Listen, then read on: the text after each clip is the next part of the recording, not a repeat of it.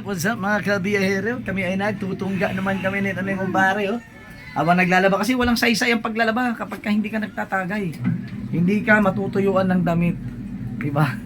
Ganun yun, ganun ang kasabihan. Kailangan pagka nagtatagay, uminom ka habang naglalaba. Oh, kasi kapag ka hindi ka uminom habang naglalaba, hindi ka matutuyuan. Kailangan laging basa ang alangala. Diba? Tagay tayo.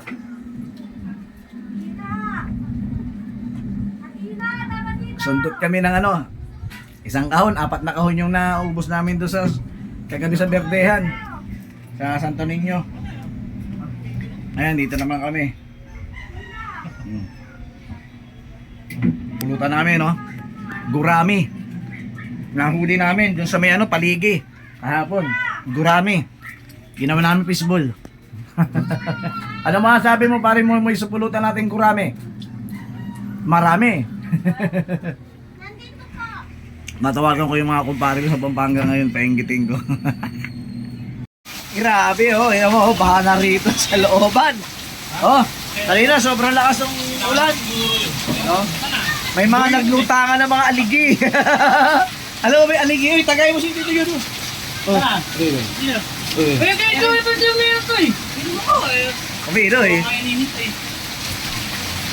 Yung mga aligi naglutangan, ibig sabihin marami alimango rito. Dapat dito na lang kayo namimit eh. Hindi na kayo duwahin kung bakit. Kaya ka eh. Pero susunod sa dagat kami. Kasi yung mga pamain ko talaga, pandagat eh. Artificial kasi yun. Yung mga artificial lang, yung hindi talaga Uy, dito tayo, mag-inom tayo. Medyo ka may yelo ba yun? Yelo eh. Si Boy naglalaba, sabi ko sa iyo, wag ka na maglaba. Medyo hindi na nalagay. Umulan tuloy. Tangina, umutot pang puta. Papunta ka rito sa may tulay ng Quezon Ave, EDSA. Tanginang baho mo, wala nung... Kaya pala ako tawa ng tawa, hindi mo na binuksan yung bintana mo. Parang akong tumikim ng burong mabaho na may buntol ng baboy. Yung kay Kuya Andres kagabi, meron siyang buro eh. Takbo rin ako sa tawid eh. Suka ako. Ganon, mas matindi pa yung amoy ng utot niya ron. Baho utot niyan. Baho nga! Ang bulok ang ginakain niya. Kaya nga, laki na kasi ang lakas lumabon. Nakamoy ka na pa rin ang utot niya. Puta ako kanina lang. Bubukas kami ng pintuan ni Gerald yan eh. Pag tumatakbo kami. Oh. Pag umito, nasa gitna yan eh. Anong gagawin ko? Hindi naman ako karpintero. Sana yung kahit Sabihin mo kay Papa. Loko-loko si Boy. Sinisilitan yung mga bata ng gripo. Bahala po rito sa amin. Kailangan po namin ng tulong. Tabang. Malalim na yung tubig yun sa amin. Tabang. Yung sabihin ng tabang, sa Bisaya yun. Tulong. Bahala po rito sa amin. Tulong. Kailangan po namin ng tulong. Bahala po rito sa amin. Tulong po. Yung naglalaba. Ang arte Palitos ka dyan. O, sa'yo yan. Yan. Diba? Takot mo dyan. Naglalaba yan, umulan. Sabi ko sa kanya, huwag siya maglaba kasi uulan. Ayan na, matigas ang ulo eh. Gago ka, magsak pa yung motor. Palitos ka dyan. Hindi ka lang magbugas, ang arte-arte. Kapapagod pa ako eh. Nai-split na, nadulas ka. Madidisgrasya ka pa sa ginagawa mo eh. Ayan, kumukulog. Pag sinabi dyan, sa may bubong nyo, sa may kusina, sa bubong nyo na yan. Diba? Hindi na yan dito sa amin. Sa bubong nyo, ibig sabihin, palitan na yung bubong nyo dyan. Kasi alam ko kay Solano yan. Sakop na kay Solano yung bubong yata yan. No? Ano, ubos na? Sino maglalangoy? Tapos wag na ba po? Parang magtapakan na lang niya. Ay, kayo naman namin. Isang inaanak. Ay, basang-basa ka pre. Saan pupunta? Patayin ko lang. Mapatay yung gripo. Hindi mo na sinabi sa amin, ba't pumasok ka pa? Nakakahiya naman sa'yo. Sabi mo kay Papa, palitan na yung bubong nyo dyan. Kalawang na yan eh. Kalawang na. Palitan yung bubong nyo dyan, oh. Sa may kusina. Ha? Paano? Paano sila aakyat? Sabi ko, ay! Tapos hahawakan mo, ay! Nako! Saway ka, Iboy. Eh, ginanon yung plastic sa baha. Tapos, nilukot, tinawakan. Oh. Saway itong mga batang to. Sino ba tawag? Kilala na? Wala yata pa. Andiyan pa si Papa nyo. Papa nyo. Kilala ba? Hindi, umalis sila na lang eh. O, tira mo, naglilinis siya kunwari ng salamin, no?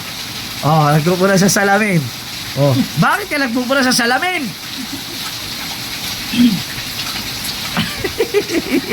Nagpupula sa salamin si baby girl. O, yeah, kanya yan ha. Pero yung isang bote, akin yun ha. Iuwi ko sa Pampanga yun. Oh, iangkas ko na lang pag amoy ka. Tarantado ka, di ba? Basagin mo yun? Hindi, iangkas ko to. Ay, ang kotse kasam. mo. Akala ko pag gano'n ko, ihampas ko. Eh, nandun na may isang case mo eh. Ha? Nandun na may isang case mo. Oo. Sa kotse. Oo. Kasi sa kotse ko, kailangan may isang case doon. Oo. Kasi ang case ko rin sa bahay, 4 na case na eh. Sa Pampanga, yung mga binibili ko. Mga binabayaran ko sa Alphamart, sa... Hindi na. Oo, kasi minsan sabi ko, magkano isang case? Ganito, eh wala akong bote, kasama na yung case. Ganito, libo may higit eh. Eh binibili ko, kasi dalawa ang doon sa bahay ko, dalawang may case, dalawa wala. Muro bote. Eh, hindi ko alam kung ano nangyari kanina kasi sabi ni Lolo yata na may lamang pa raw yung masyo. Hindi ko alam kung saan siya kumuha ng bote, kung baka doon sa loob. Pero sabi ko, ibalik na lang. Tapos yung isang case no, lagi yan sa kotse. Kasi yung kotse, lasinggero. Lasinggero di mayari. Kaya ako naglalagay ng isang case sa kotse para pag uuwi ako, dadaan na ako. Para yung hindi na ako yung nasa bahay, tapos lalabas ka pa, bibili ka pa. Dadaan na ako ron, tapos diretso na ako sa bahay. Ngayon, pag magtawag ako ng backup, may beer na. Malamig pa, di ba? Kasi nakano na sa rep. Maulan. Kainuman ko. Kami yun, mga magagandang lalaki. Kami yung mga magagandang nilalang ng mundo. Ay, isasama ko na rin siyempre yan. Kasi tatlo kami. Makakabay pa. Eh, ihina naman ako. Ang lakas ng ulan. Ang bango na mo ah. Parang bumango. Kaninang baho eh. Inom tayo. Oh, lahat. Happy birthday to you. Asa na pare? Bakit yan?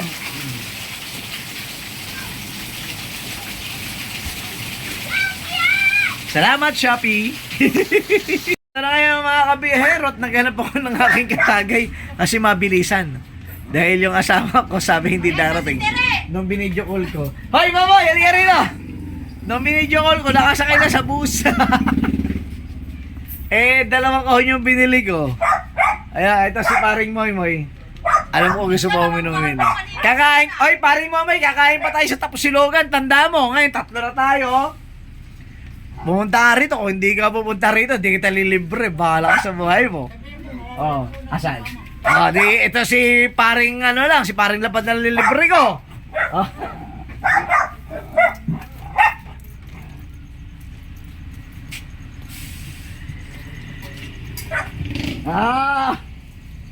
Oy, kakain tayo sa Tapusilogan, naalala mo? Sabi sa'yo doon tayo sa baba, magandang babae yun para sa'yo. Hanggang ngayon ba naman ito, kung tangina, hinahanapan pa kita ng magiging asawa mo. Di ba kilala mo si pare Alex? Nirereto niya yung anak niya dito. Teacher yun. Oh. Ngayon binidyo call ko, yung inaanak namin ni Tere yun eh. Binidyo call yung kanina, tangina tumakbo. Makita tayo.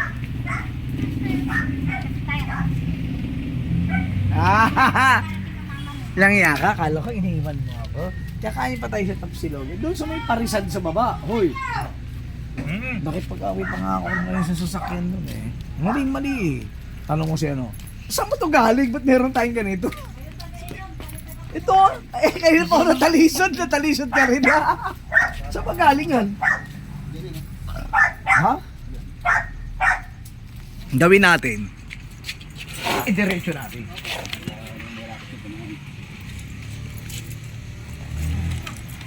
Yan. Para kumbaga may hams. Pasensya na pre ha. Okay. Kasi may mga buntis dito. Yan. Kailangan ganyan. Dapat di ba? Ganyan. Parang hams.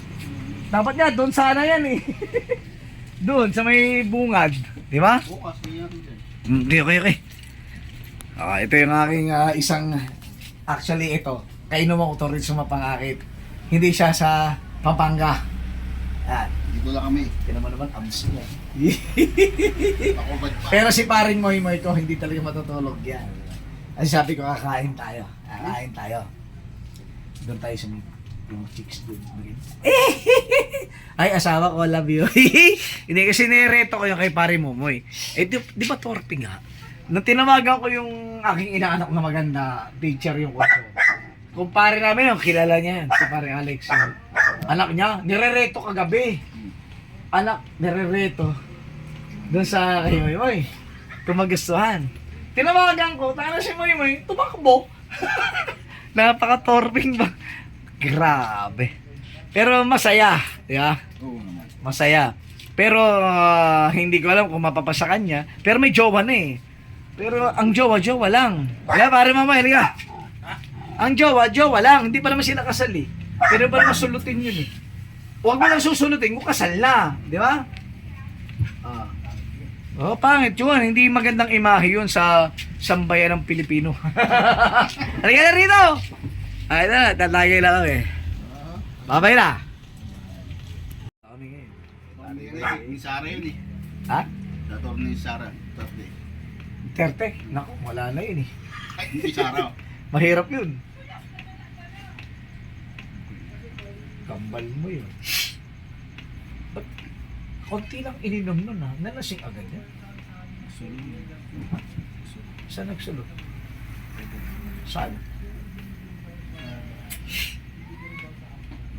Kasi iba ang galing, hindi katulad nito. Ito gusto ko to. Tsaka yung kuya nila. Si Quezon. Hindi ba nakainuman yun? Yung marami tatok, nandyan. Ayan. Misa nga papuntahin ko rin ito.